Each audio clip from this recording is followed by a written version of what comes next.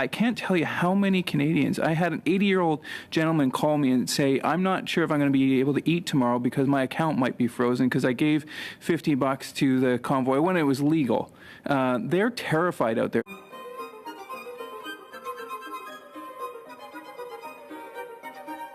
The invocation of the Emergency Measures Act has given government the right to freeze the bank accounts of individuals, exposing individuals to potential financial ruin. For as the Minister of Justice said, supporting causes the government does not believe acceptable. When you freeze someone's bank account, you are effectively removing them from society. They may not be able to pay for food to feed their children, put gas in their car to go to work, or even to pay for electricity to heat their homes.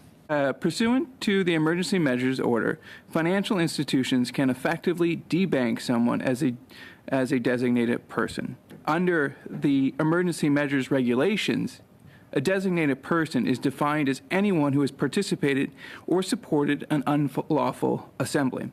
This gives the government incredibly broad powers. Witnesses, members, Canadians are afraid. Members of Parliament have received thousands of calls and emails from Canadians who are concerned that even a small contribution to a then legal cause could result in their financial ruin. What specific acts could have or would result in the freezing of a bank account? What would lead to the freezing of a bank account under the order that came into force on February 15th would be if someone is funding directly or indirectly illegal activities as they are set out in the regulations that came into force. So, for example, if somebody was, giving money to a third party to enable them to participate in the illegal blockades that were occurring on the Hill, that person could be captured.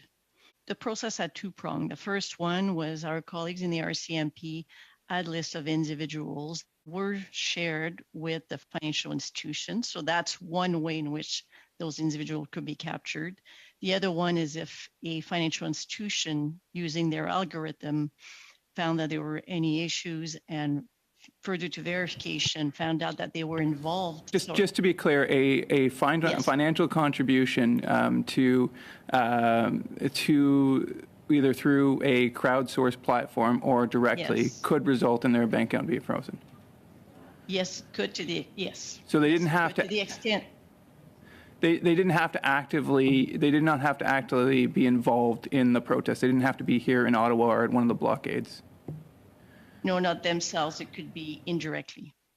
So if someone gave $20 to the Freedom Convoy through a crowdsourcing platform, they could have their bank account frozen.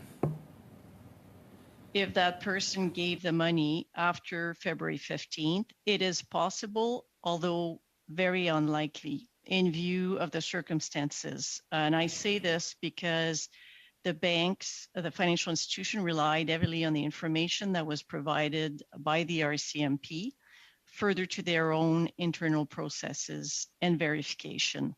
And so they approach it from basically a risk-based approach.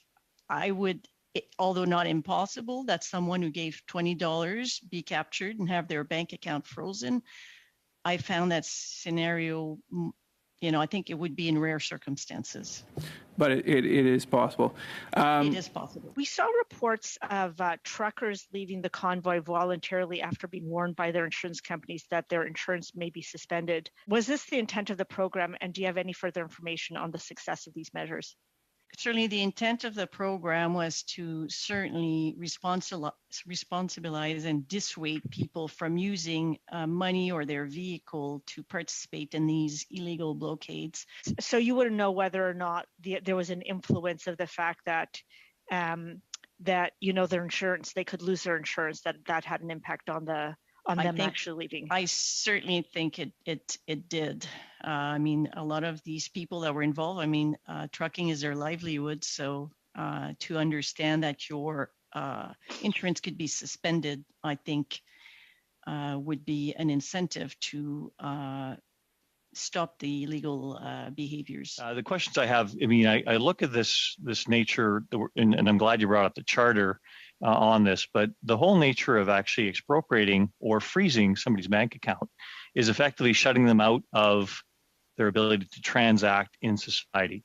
You don't think that's an overstep of what the charter provisions are, as far as freedom to transact being one of our fundamental freedoms?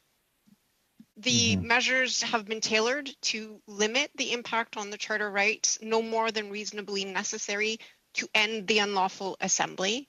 And the obligation to freeze accounts only applies to people who are participating in the illegal activities, and a person can regain access to their assets by stopping their participation in those unlawful activities. Yeah, but it doesn't say how, and it doesn't say, in the description about being involved is rather broad if you look at it. What we were saying is, in view of the information that has been shared by the RCMP, and the view of the fact that the goal was to stop unlawful funding illegal blockades, the unlawful assemblies.